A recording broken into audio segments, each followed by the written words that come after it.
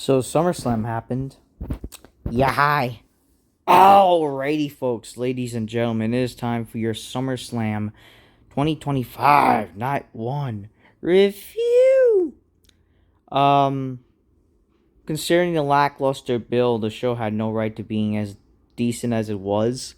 I will say the show was actually not bad. I didn't end up wanting to freaking, I don't know, I didn't want any violent things to happen to me rather than watching this show. I would say like this show was more so a positive than a negative. It just if only the build was better. I'll give credit to WWE. Their pay-per-views are usually better than their shows.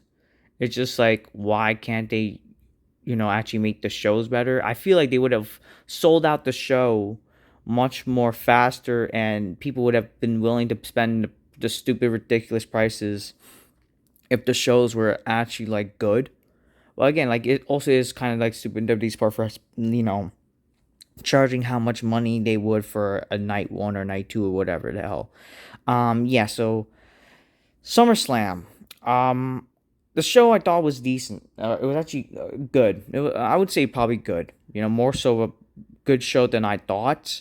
I thought night two had a better card, but night one executed actually not too badly. I feel like this weekend, this night one and night two of SummerSlam will be much more better than WrestleMania. It looks like WrestleMania, like on purposely, they're gonna try to make SummerSlam, the first two nights SummerSlam, better than WrestleMania, because it is gonna be the first. It is the first two nights, so looks like that's what they did. What they're doing, and they definitely had like night one as a not bad show. Good things happened. I mean, there were some negatives, but at the end of the day, I thought night one was actually not a bad show. There were things as like I didn't end up hating the show as I would have thought. I am looking forward to night two. Night two, I will be going to night two SummerSlam. I do have a ticket for that because the card looked better. I mean, honestly, I could have spent money on both tickets. I could have gotten, but I didn't think that this show was actually going to be that good with the card. But you know what? Everything worked out to be kind of cool. And you know what? It would have been cool to see the big thing that happened on the show, which was Seth Rollins cashing in Money in the Bank. I did record a live reaction. And yeah, my only thing is, and I do want to talk about after retrospective, I'm not trying to complain. I do think Rollins' cashing was cool. It is cool. And yeah, whatever, will it ever top him cashing in on Reigns and Lesnar? No. But it definitely is a nice little recreation a little bit. They kind of recreated it this year with this Heist of the Century 2.0. Was it, they're calling it the Ruse of the Century somewhat. It's just like, how does that make any sense if you really think about it in hindsight? That's why I do want to say, how does it make much sense when the guy has two big wrestlers to back him up and he had to fake an injury? You know what I mean? But again, like he could have actually been injured. Maybe he could have legit been injured, or maybe he actually like could have just, he just needed some time off. You never know. I mean, he could have just had like a sprained, and then he could have just had a little break from it because he had a little sprain and landed badly, and eventually, it wasn't that serious as it was. So yeah, maybe it was a little bit of an injury, but he recovered quickly. You never know. It could have just been a sprain, not really like a serious like broken injury. So that's a good thing for Rollins, I will say. It's just in terms of logic. Like, why is he scared? To like when had to fake an injury, but it's all a ruse. It's a swerve. I mean, I don't hate it. Maybe a nice little surprise. I'll give credit to where it's a little surprise. But the thing is, if only, the problem is also if only you booked Braun Breaker and Bronson Reed stronger. I feel like them losing losing the opening match did not help. Maybe Rollins should have showed up, even though that would have kind of ruined the surprise of the ending, maybe. But at the end of the day, it would have been kind of cool, something to help. Like Braun Breaker and Bronson Reed probably shouldn't have had lost their opening match because it did make them look weak. You know what I mean? It made them look weak, and probably they should have had. They should have probably had, maybe a fourth man, maybe someone to actually help them. Even though why would Bronson Reed, Braun Breaker the people who, as they look. They should find some way to have their match won, or they should have at least had somebody, to, I don't know, maybe a fourth man for this new vision, whatever the hell they're calling themselves. They should have had something. Yeah. Anyways, the show started with some comedian influencer Drewski hyping up the show about it with influencers, which I don't get why. I mean, I don't know him, but I recognize his face. He's like some meme guy, and I don't really care for him, like why he showed up. You had Brie Land sing "America the Beautiful" or whatever. Oh, no, God bless America. I mean, whatever happened to the Star Spangled Banner? I don't know. It is what it is. Then you had Cardi B, and it's like, ugh. Cardi B couldn't have been more, like, exhausting to hear. Like, she was terrible. Like, I was like, what the fuck? Like, Cardi B had no right to be in a wrestling show, that's for sure. Cardi B, and, like, ugh. I just wanted to vomit. Like, thank God it didn't last. It was, like, fucking terrible, right? Her showing up. Anyways, the first match. I will say first of all, the SummerSlam stage. This is like the first time they actually had like a stage, an actual stage instead of the stupid like walkthrough stage. Like how they usually do, how they look like with like UFCs and shit like that. They actually had like a stage. I give credit to WWE. They actually like the stage actually looks not bad, especially at nighttime. I will say the show honestly started too early. The show went by quick, by the way. So I honestly thought, like, why did the show need to be that early? Like, couldn't they have just started the show on 8 o'clock and they could have ended this at 11? You know what I mean? Like, I felt like they honestly had the show too early, and I really don't like that. Honestly, I would have rather like Eastern time. The show started at 8 o'clock, maybe the earliest 7 o'clock even, and then the show could have ended at 10, or even it could have ended at 11. I would have preferred that much more. But yeah, it is what it is. I mean, I would have preferred like I mean, I did think the stage looked better at night. My only problem with the stage is like the Titantron. Why is there gaps between the Titantrons? Like, why couldn't they just had a straight like stage like design?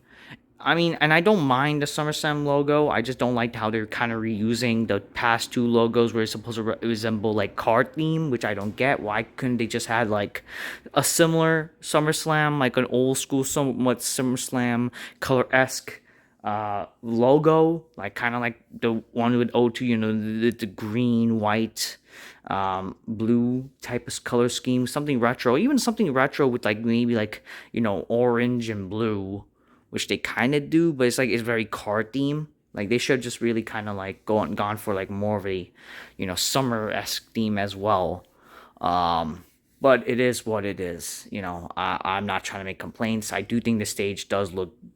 It looks all right. I'm just kind of happy they actually put much more effort, especially for this 2 night SummerSlam. Looks like they're putting some effort, since looks like that with the East Coast they're going to do more shows in the East Coast with SummerSlam now, since it'll be too cold to do a WrestleMania. So yeah, I give credit where they did something cool, at least for the fans. So give credit with that.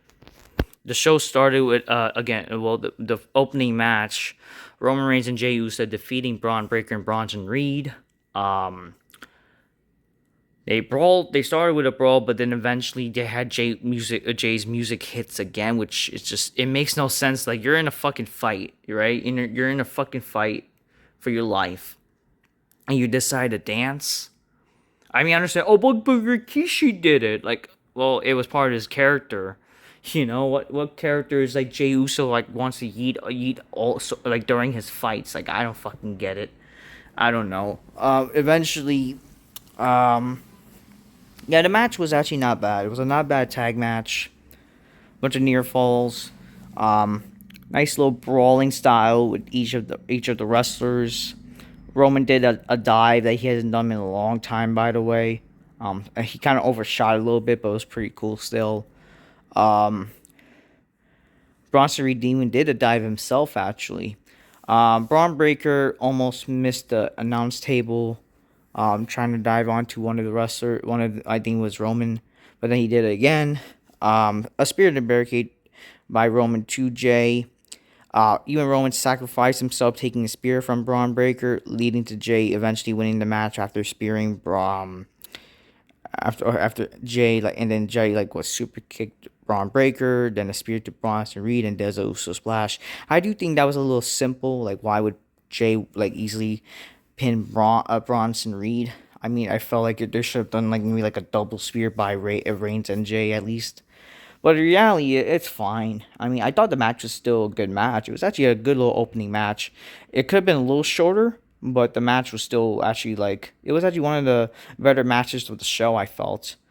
Um, I do think that this match made Bronson Reed and Braun Breaker look weak. I do think that they should have, again, added a fourth man to help Bronson Reed and Braun Breaker look a little strong and have the win to maintain some heel heat.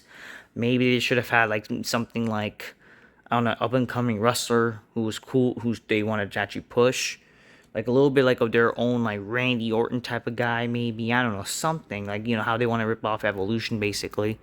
I don't know, something. They needed somebody. Heck, like Karrion Kross could have benefited from being part of a Rollins group, I would have said. Why not? Especially he's going to be having issues with Sami Zayn. Maybe it all works out, with the whole Sami and Karrion Kross feud. But other than that, I mean, it is what it is. I mean, or they should just found some way with Braun Breaker and Bronson Reed win the match strongly, because you should have, like, at least build them up better. Unfortunately, Roman and Jay won the match, even though they really kind of didn't need to. They really didn't need to win this match. But I guess because with Roman Reigns, like, he already had, like, a lot of losses in his career, in his matches now, he kind of, I guess, needed to win maybe. But it's just like, damn, like, he kind of not needed to win at the same time. You know what I mean, folks? But again, that's what happens when, unfortunately, you're having, like, be booked only, like, part-time-ish. Like, he kind of, if you're gonna have him wrestle, like, I don't know, maybe, like, more matches that would add into this, like, win arsenal. But at the end of the day, did he really need to win this match? I don't know. It is what it is. I mean, I'm not trying to complain. It just, it does seem like Bronson Reed and Braun Breaker needed to win, but it is what it is. We see Drewski again. Second match, Alexa Bliss and Charlotte defeated the Judgment Women for the women's tag titles. Can they coexist? Bullshit ensues, but eventually, Alexa, there was, like, dissension, whatever. Alexa hits Charlotte by accident, but then it looks like towards the end, Charlotte was going to hit Alexa, but she ends up saving her, and then eventually, like, oh, wow, they coexisted to win the tag titles, and whoop de fucking do. The match was just whatever, but hey, it did its purpose, I guess. We then see an ad for Papa John's by the wrestler who did not make it to the freaking show. And Nikki Bella, who's literally, like, this is what they're doing with Nikki Bella. Like, I'm surprised they didn't even book, like, Nikki Bella on the show, but whatever. It is what it is. Nikki Bella was there and provided pizzas. A lot of people are making some jokes with this, but whatever. I don't know. I guess she got blacked. I guess she had, like, a nice little interracial party gathering after the match. Sami Zayn defeats Karrion Kross. This was not really. This was definitely. There was a stipulation where, like, oh, if Kross wins, Sami must admit he's wrong. But if Sami wins, he must whatever. Oh, no, not what I'm trying to say. If Sami wins, Kross must says he's wrong. If Kross wins, Sami must says that Kross is right. We didn't even get that. We didn't even get that stipulation fulfilled. So what? Are we ever going to get that stipulation fulfilled? Is Kross going to ever say he was wrong? Like, they failed an opportunity to do that. They should have.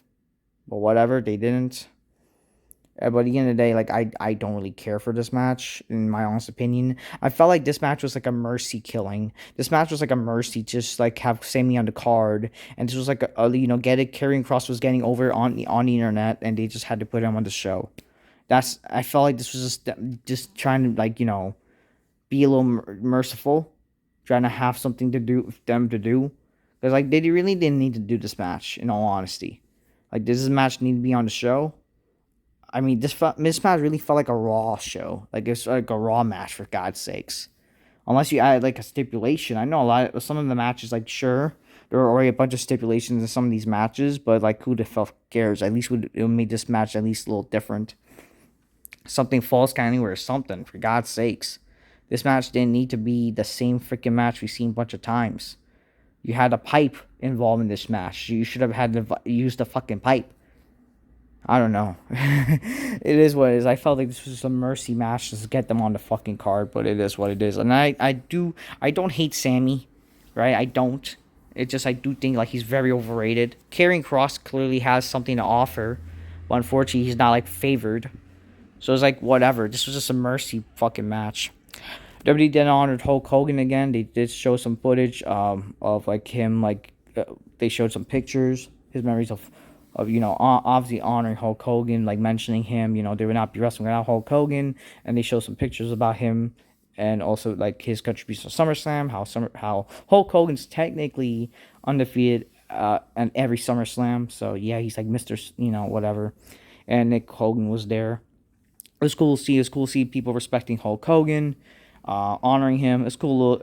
It would have been cool. Even it would have been nice if they had done like a tribute Hulk Hogan match. Like a battle royal. Maybe the winner gets like a shot at the WWE title at the next pay-per-view. They could have easily done something like that. Something to get people on the show. Even like LA Knight and stuff like that. Because LA Knight was on the fucking show, by the way, folks. Damian Priest was on the fucking show. R-Truth was on the fucking show. So much for like R-Truth. Yeah, so R-Truth was on the opening of the show, by the way. Like as like footage. R-Truth came back. What an influence, like, and yet they didn't fuck all with him. Whatever. They showed off the AAA people. Oh, this is not the last we're gonna see of them. So all the people saying that this is a one-time thing, what they did with AAA on SmackDown, that is complete bullshit. So fuck y'all. Fourth match, Tiffany Stratton defeats Jade Cargill for the women's title, or she's retained the women's title. Jade Cargill honored her Jamaican heritage. Jamaica me crazy. I guess it was kind of cool to see that. The problem with this match was like babyface versus babyface, so there's like no heat to like understand who to cheer for or not. I mean, I like Tiffany Stratton. She's invited to the Big Black Couch, so I'm kind of happy she won. If you like Jade Cargill, that's cool. People like the dark meat. People like the white meat. I like, if it's snowing, I ain't going. All right, you know what I mean, folks. But it is what it is. I don't discriminate no matter what. In the end of the day, I'm happy my snow bunny won. You know what I mean? Well, actually, it's not my snow bunny. I can't really declare that because one of my friends, David, is like a big Tiffany Stratton fan, and I understand why. So I'm gonna like, you know what, boy, you got your snow bunny won. That's for damn sure. Yeah, I'm happy she won though. I do think she's very talented. And yeah. This match, actually, this was probably Jade Cargill's best like singles match. This match was actually not a bad match. Like, this was actually very athletic, and the match was not that long also, and it felt like it was definitely not a bad match. Like there was some good maneuvers that happened in this match. Nice near falls. Jade Cargill failed to win by recognizing that they were brought back in the corner after hitting her finisher. Tiffany Stratton was to do a moonsault, but she got a big countered by Jade Cargill with a foot like literally stopping the moonsault. But it was lead to the jaded move. But eventually they had a big move to the top where they both flipped, and eventually Stratton takes advantage doing the moonsault, and that's how she won. This was actually not a terrible match, and I do like that Stratton won because I do think she benefits more for having the women's title. Jade Cargill, if they just gave her the title, it would just been kind of like, get it in your face AEW. That's just how I would have seen it, and I don't really think Jade Cargill is like, she's very green. You know what I mean? She's very green, that's for sure. Not just her attire, but she's very green in terms of, like, if you were to give her the title, she's still very green. And after 5 years, it's like, yeah, like, I don't know. They showed Stephanie and then all the bunch of celebrity bullshitters, but yeah, what happened? That's Jelly Low's wife. Yeah, so this match, daylight was going away by the time this match happened. So the semi-main event, the fifth match, Logan Paul and Drew McIntyre defeated Jelly Roll and Randy Orton. So the first time, and I believe in a long time, we actually seen a celebrity lose a celebrity match. Um, this was actually not a terrible match. I'm surprised to say that this match wasn't actually freaking terrible. This match didn't make me like, what the fuck? Why the fuck this match was happening? I think it fit its role. I mean, was it not believable that Jelly Roll was getting some offense compared to these two wrestlers? Yeah, but like at the same time, it didn't completely hate it. He's still like a big fucking dude. I would believe that like he has more of a chance than like he has more of a chance to fucking beat people up than like a fucking Neville or a fucking like a small wrestler. You know what I mean? A small vanilla midget.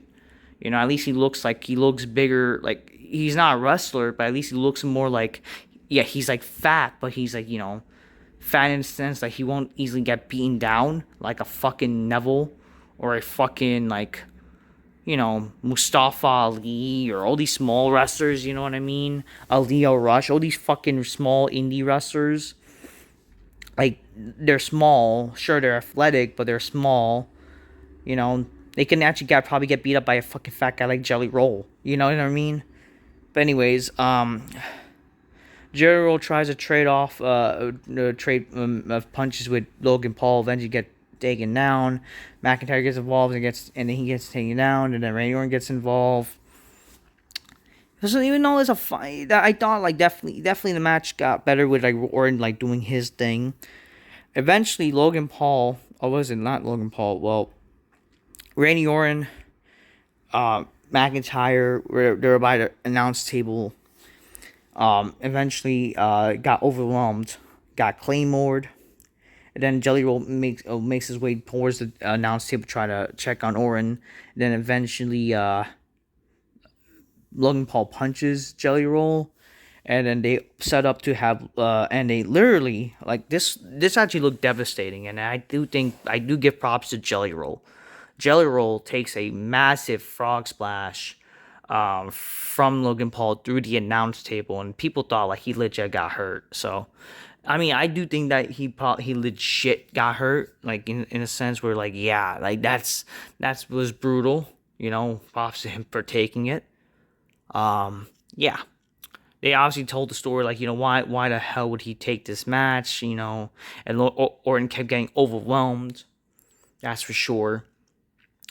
It was so then they had this like little spot during the match where they kept building to like Jelly Roll, like he was getting picked up and carried, but then eventually that last moment he got back in the match trying to help Orton.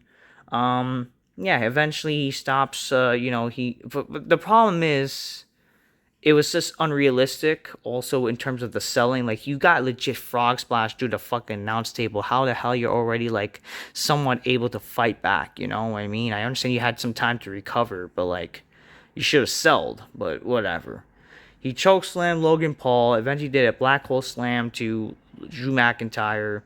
But then you easily got overwhelmed right after, and then eventually Orton did try to help him. Orton tried to do like he did an RKO to McIntyre after McIntyre did claymore Jelly Roll when Jelly Roll was not paying attention much, and then eventually Logan Paul did a frog splash again, pinning Jelly Roll, and that's how the match ended. I didn't hate this match actually. I didn't. Sure, it was not perfect. Not a great match, but it was not bad. I did think it was a better match than I thought it would be. It was good, I thought. It was not a terrible match. The main event. Alright, here's some footage to show off. Just to recap. Yeah, Ron Breaker also he had to he went back his vest and then took it off. It was a 1D. Yeah, not much to talk about this match, really. Yeah, Sami Zayn was wearing Palestine flag, get it. Jamaican me crazy. This match was not bad. Yeah, that was crazy, wasn't it? Yeah, as you see the Claymore, and then Jelly Roll shrug get up. Alright, main event. CM Punk, he wore the Fantastic Four colors because of the new movie. Yeah, the main event. CM Punk defeated Gunther. Um, this match kind of reminded me of Roman and Lesnar from, especially like this whole situation. Definitely, they kind of like reminisced and not really like, I mean, it kind of ripped off somewhat of that match, of that specific scene. It was kind of like, get it, we're gonna copy this and then change it up to make it seem like it's our own type of deal. Guess what, like how copy your homework type of deal type of shit. Um, did I hate this? Not necessarily. It just, but like it did make me think like, wow, CM Punk, he definitely like, wow, get it? He's like, he's old. I hate to say that, but unless like that took part of the story, I get it then. But yeah, CM Punk got like carried throughout the match somewhat. Like, I mean, there like he kind of got overwhelmed against Gunter, like because of the bunch of chops he endured. So this was a hard hitting match. I will say this: it was a hard hitting match and told the story. I'll give credit to that. It told a story. Punk got overwhelmed with the new supposed best in the world. The guy kept overwhelming the entire match, chopping the shit out of him. I mean, Punk did look like, yeah, I get it, he's like the old man type of deal, but I do think it kind of works. So I don't hate it. I mean, does this look make Punk look bad? I mean, I do think it does work somewhat. But at the end of the day, I mean, I still thought the match was not bad. I was watching it, you're like on the edge of your seat, and like, if you're a Punk fan, like, oh, come on, Punk, come back. It's like, you're seeing Gunter playing the heel role, so it works. It fucking works. Um, so yeah, Gunter kept overwhelming Punk. Um, every time the Punk tries to get an offense, he gets taken down. All the false hope. Eventually, we did see Punk. Uh, Fuck, stop it. Punk. Towards the announce table, Gunter was like loading, but eventually that kind of backfired on him. Punk trips Gunter onto the announce table, and then we see when Gunter gets back up, he's bleeding. So yeah, Gunter bled during this match. Um, we got some color in this match, so I thought that was pretty cool. And eventually, Punk took advantage. My only problem with Punk though during this match, like his punches did look bad, like towards the end, which is like, come on, like that does look fake. I'm sorry, it does. I mean, it doesn't help that again, like Punk, he went to UFC and got his ass whooped. So it's like, how is it kind of believable? You know what I mean? To beat a guy like this when he got overwhelmed, whatever. Anyways, he punches Gunter. Eventually did his like corner knee strike signature move. He does an elbow. Eventually he was gonna go to sleep, but then Gunter got him in his choke. But then eventually Punk got back up. Did go to sleep. Gunter standing up. Um, basically dizzy after the first go to sleep. Did not go down, but then Punk hits another go to sleep. 1, 2, 3. CM Punk wins. It almost felt like that's what people would expect if Reigns was to like that. What people would expect would happen back at WrestleMania. Like Reigns would have defeated Lesnar and then Rollins cashes in. But yeah, but regardless, that's a different timeline. I guess in the future, that's a different, maybe alternate reality. I don't know. But regardless, yeah, this match. I mean, it wasn't bad. It wasn't a bad match. Was it not believable? Punk winning? Maybe, but I didn't hate this at all. I'm just kind of see it like as like Gunter. He lost to Jey Uso already. He lost to Sami Zayn. Like, what makes it good to him to like beat really like CM Punk? I mean, the only advantage of Gunter's, I get it. He beat Goldberg, but was like Goldberg was gonna retire anyways. I mean, like, doesn't this make good like that Goldberg winning? I mean, losing. No, like, cause Gunter like legit beat Goldberg. Now he like loses to CM Punk, a guy who couldn't even fucking beat. I don't know. Like, Goldberg had more offense than fucking CM Punk, and he's fucking old. So like, how does that make any sense? But regardless, I mean, I didn't hate the match. I'm not trying to complain. Like, I do think the match was fine. It just like, wow, whatever. I mean, it was hard hitting, it was cool, but it's like, okay. How does a guy like Goldberg had more offense than fucking CM Punk? You know what I mean? But whatever, it is what it is. They I guess they used their little noodle to make it make sense with like Gunther getting overwhelmed by the blood. Eventually, CM Punk he wins the World Heavyweight Championship. He celebrates, and he was champ for 5 minutes and 10. Seth Rollins came out with Paul Heyman. Seth Rollins teases that he was like still injured. And, he's just, I'll get it, sending a message. I know, he has still a year type of deal. But then he walks back, but then he drops down to crutches. You see, with this shit, it makes it seem like you don't get it. It's like a babyface type of deal. You know what I mean? My problem with this is like this feels like more like what a babyface would do. Fooling the heel. Like he's fooling the heel that get it. He's injured, but he can't fucking cash in Money in the Bank. To me, it doesn't really make much sense. Like for Rollins to really pull a ruse when he already has two guys to back him up, right? Like, why do you need to fake an injury? Like, to me, like, this would have fit more if, like, a babyface was to do this. Get it? He's injured. He can't really get revenge on the guy that beats the shit out of him, that took him out of action or whatever. You know what I mean? And he can't do it. He can't do things by himself. He has to, like, pull some tricks to stop the bad guy. He drops down the crutches. Kind of pulls, like, a little swerve and get it. I fooled you. You thought you had me at my worst, but I got you back. And then comes back out fools the heel. You know what I mean?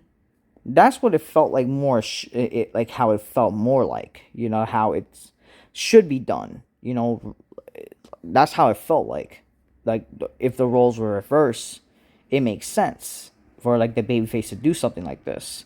Kind of like how Batista fooled, Randy Orton when he was injured back in 2009. Kind of like how, Bret Hart fooled Vince McMahon into the match to WrestleMania 26. Stuff like that. Unfortunately, it's just like, this is just their little cop out just to make us get it. It's a swerve. I mean, whatever. I'm not trying to complain. It's just like for it's being nitpicky, but it's like these things you have to like think of logic. You know what I mean? It's all about logic. But whatever. Seth Rollins, he fools CM Punk, which they need to. Whatever. I mean, it is what it is. It's a nice little, I guess, swerve. Get it? Gotcha moment. Whatever. He swerves Punk. He then eventually gets to the ring.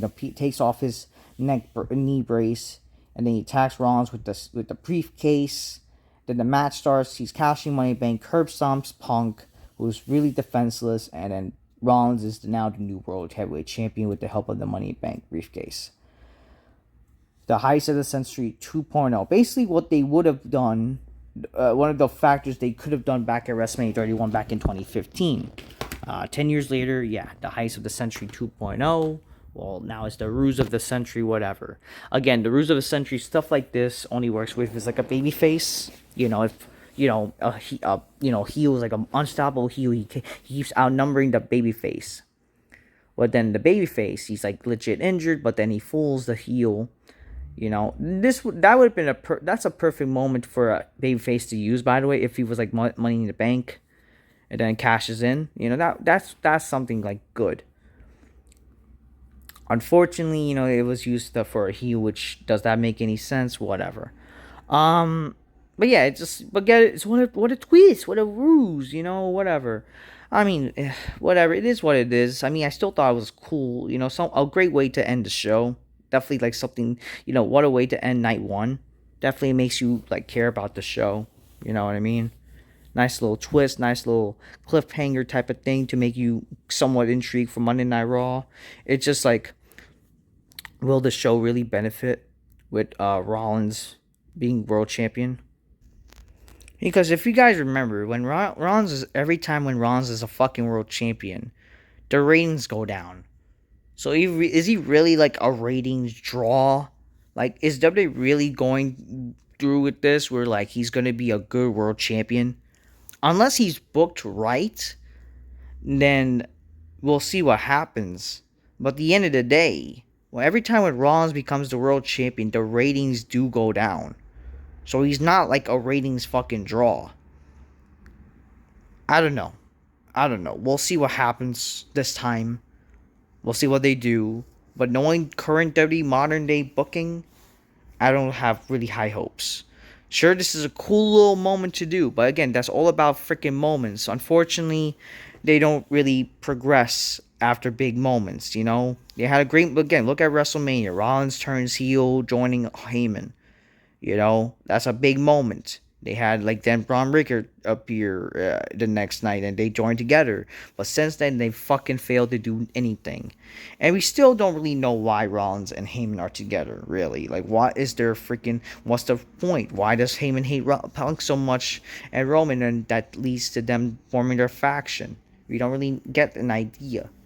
You know what I mean? Like, they may have hints on certain things, but it doesn't mean like there's a legit reason. But whatever. I mean, for a show, for night one, it's not a bad show. It was a decent enough show. I thought was, you know, it was good. You know, sure, a great moment at first, but then you think about it, it's like, are they really gonna do good with this? I mean, sure, Rollins is champion. You know, at least they got that. We'll see what's going to go from there. You know, sure, they're gonna continue Rollins and Punk, which, you know, it's not a bad idea. You know, to continue the feud. Maybe they'll end this feud inside like a Hell in a Cell match, probably. You know, you never know. They can do stuff like that. They'll continue the feud eventually, where they're gonna probably blow off their feud in one of the future pay-per-views. They'll probably have a Cell match. You never know. You know. In the end of the day, yeah, we'll see what happens. But until then, I don't know. I don't really have high faith in like what they could do at Raw and whatever. But hey, the show was not bad. Nice, good. You know, it was a decent enough show. Good show. It was a good show actually. It was a good show. For, you know, I didn't hate the show. There were some good things. I mean, there were certain things that didn't belong, but you know what? It was not a bad show. Definitely a good way to end the show, though. It was good. It's just, like, in logic, will they actually do something with it? We'll see. But if it doesn't, then I'm going to just say, you know what? This shit sucks, unfortunately. It's just how it is. But again, it's up to WWE to really, you know, hey, don't fuck it up. Actually have some good fucking booking. But again, you see with this Unreal show, these people who they fucking hire are just a bunch of fucking shitty dumb neckbeards. They're a bunch of smarks. They don't know what the fuck they're doing. So I have no faith in the creative team, that's for sure. They're just a bunch of marks, that's for sure. And they're clearly like either in the closet or they're fucking having their massive fucking like fucking weird versions that are fucking go goo goo gaga over their fucking diva crushes. Yeah, so that was freaking SummerSlam Night 1. Not a bad show. Decent, good show. You know, I'll just say it's good. It's a good show. I didn't hate it. I enjoyed it. I was excited. Sure, I was excited. You know, it's just, but when you think about it, you started to realize, like, think about it. Like, when you let it soak in, to understand, like, what do you really think about the show? Like, it's good. But then you realize, is it going to be good for long term? Whatever. Anyways, I mean, because like, especially the way what happened, you know, with Cena's heel turn, big moment, right? But look at the execution of it. It sucked. Will this be good? Knowing current WWE, I don't. It's a long shot, but hey, for the moment, right now, for the show itself, it's good. It's a good show. You know, didn't hate it. Not overly good, but you know, hey, it was alright. It was a good show. Just hopefully the show, hopefully they do something good with this, but we'll see what happens. Until next time, peace. Yeah, bye.